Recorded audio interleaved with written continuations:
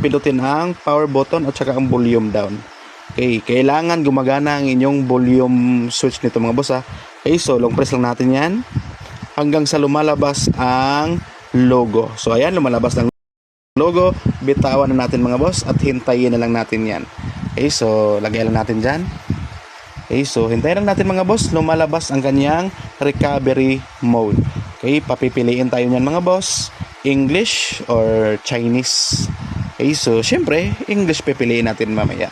Okay, so uulitin ko mga boss, sa mga hindi pa naka-follow sa akin, don't forget to follow mga boss. Marami pa kayong matutunan sa mga video ko. At ito na nga mga boss, lumalabas na ang in English. Okay, so pindutin natin English.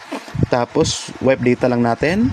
Tapos format data lang. Okay, so kung nakikita nyo mga boss, nanghihingi ng verification code. Okay, so kung nakikita nyo dito sa gilid mga boss, merong verification code. So yan lang ang i-type natin, 7385.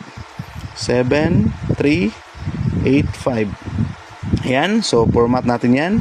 Okay, so dito mga boss, hintayin lang natin mag-delete pa yan mga boss. Mga files nasa loob ng cellphone, i-delete niya pa at mag-restart yan ulit. So hintayin lang natin mga boss, i-fast forward ko lang ang video para hindi masyadong mahaba ang video natin. Pero hindi ko to i-cut mga boss ha, fast forward ko lang talaga. Okay, so hintayin lang natin yan mga boss.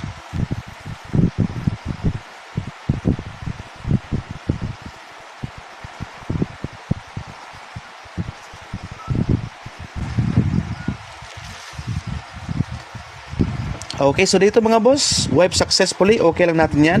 At mag-restart na ulit ang cellphone mga boss. At hihintayin lang natin para matapos nating i-hard reset ang cellphone. Okay, so ayan, hintayin lang natin yan mga boss. Hintayin lang natin mag-start siya.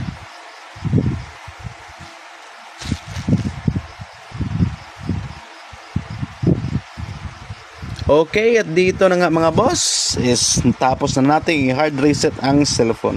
So dahil opo to mga boss, susubukan natin yung code na asterisk number 80813 number. Pero sigurado ako mga boss na hindi gagana to dahil medyo mataas na ang version nito. Okay, so nakita nyo mga boss, merong lock dito. Okay, so subukan na natin para maging transparent ako sa inyo.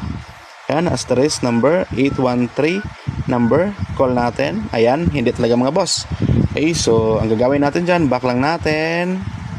Ayan, tapos next lang natin yan mga boss. Okay, next. Ayan, nandun pa rin yung lock mga boss ha. Okay, next lang natin. Ayan, so Philippines, yan. Okay, next lang natin. Okay, so dito mga boss, pwede nating i-connect sa wifi. Pero dahil may skip dito mga boss, skip lang muna natin. Yan. Please protect your phone. Please connect the wifi, mobile data network authenticator. Okay, so ayan. Skip lang natin. Okay, ayan. Skip. Ulit-ulitin natin yan mga boss. Ulit-ulitin natin yan. Yan. Yan. Okay, dahil hindi talaga, connect natin mga boss. Connect natin. Okay. Okay, accept and continue lang. No thanks lang natin yan. Okay, connect ko lang muna mga boss ha. Yun o, connect ko lang muna. C A 89 T Q H Z 6. Okay, activate natin yan mga boss. At dahil na-connect natin mga boss, ayan, so connect natin. Ayan, success na. So i-next lang natin yan mga boss. I-next lang natin. Ayan, next lang natin yan.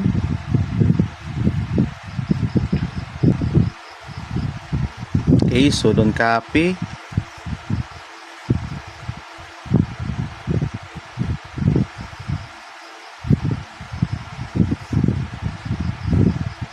At ayan, nanghihingi siya ng password mga boss. So cancel lang natin yan. Okay, so ulit-ulitin natin to mga boss, 3 beses mga boss. Yan. So ikadalawa to mga boss. Yan. Hintayin lang natin ulit. At ayan, ulit bagit. Back lang natin.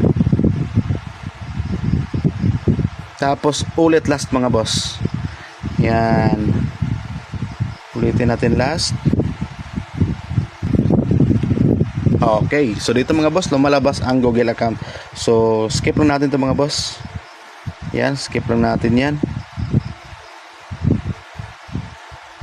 Okay, so ayan na mga boss, na-bypass na natin ang unit. At salamat sa panonood mga boss. Alam ko malaking tulong na sa inyo to. So don't forget to follow mga boss and pakishare na rin para makita pa ng iba at para matulungan din natin yung iba na walang pangbayad sa pagpatanggal ng password.